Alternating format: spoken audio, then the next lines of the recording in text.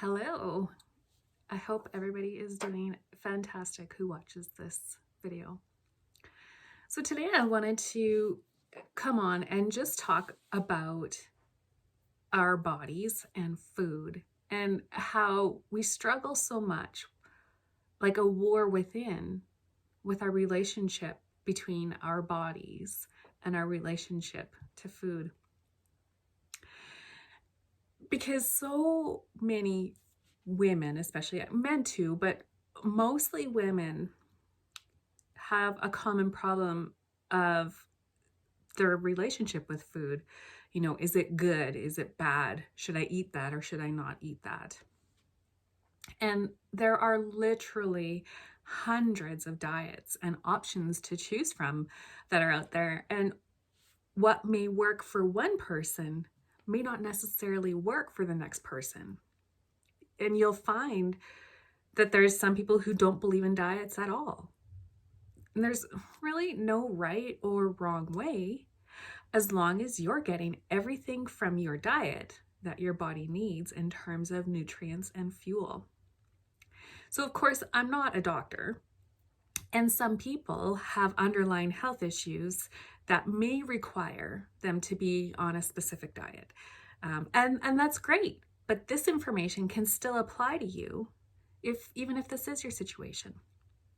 Because most of us have the common issue, that little voice inside of us, that little itty bitty shitty committee, as was referred to from a mentor of mine, or that inner mean girl, some people like to call it. And it's really quite toxic, the voices, the words that committee says in there. And when it comes to our body and food, the stories that you're telling yourself are more impactful on your health than anything else, including what you eat, drink, or even your lifestyle habits. So some stories that you might be telling yourself could sound something like, I'm too fat, too big, or my body's too gross to touch. Skinny people are happier people. I'll be happy when I've lost X number of pounds. I'll look horrid in that swimsuit, etc. You get the point. The way that we talk to ourselves has a dramatic impact on how we feel and relate to our own bodies. Language truly is a powerful thing. It can change everything. It can uplift and empower you, and it can also make you feel defeated and powerless. Hearing some of the same negative conditional messages over and over again eventually causes you to believe it. Then what happens is we end up alienating ourselves from our own bodies. So in other words, we've just self-inflicted violence on ourselves by giving in and listening to those voices. Some examples how we might be doing this is, well, there's good food and bad food, and if I eat the bad food, that means I'm bad. Or fat is bad for you. Why would you eat any kind of fat? Or if I eat that ice cream cone, it's just going to make me spiral completely out of control and I'm back to square one. If those are some of the stories that you're telling yourself every time that you eat, and we eat multiple times a day, the connection that you're establishing within your body is a scolding one of shoulds, shouldn't, bad girl, anger at yourself, judgment of yourself.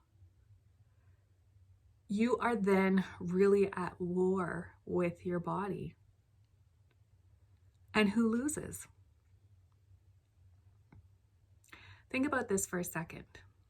This is a really impactful point.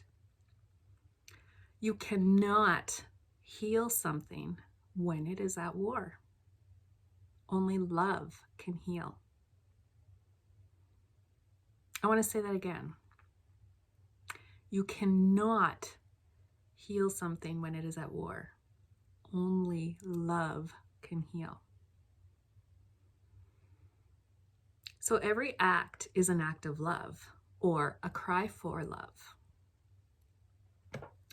When you tell yourself as you take a bite of food, eating this will make me fat, then that in turn triggers a stress response in our body, which then causes our metabolism to slow down. And when that happens, our bodies cannot break down the food. And then what happens when we can't break it down? The food gets stored as fat. So in essence, to stop the war within, we need to change the story that we're telling ourselves about the food or about our body. If you struggle with overeating, maybe it isn't necessarily an overeating problem, but perhaps it's actually an under-loving problem. You're not loving yourself enough. So what I challenge you all to do today and for the rest of the week is pay attention to that inner voice around your body and food. When you start to hear that negative talk, I want you to replace that with something positive.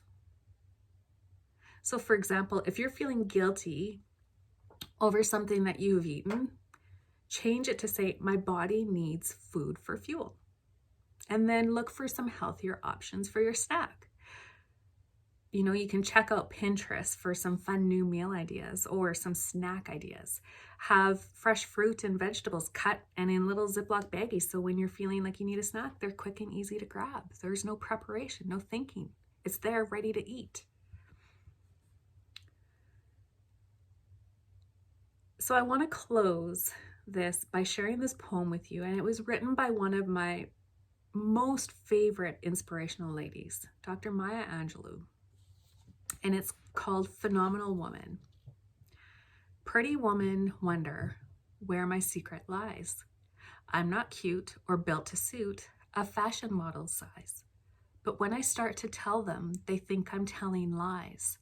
I say it's in the reach of my arms, the span of my hips, the stride of my step, the curl of my lips.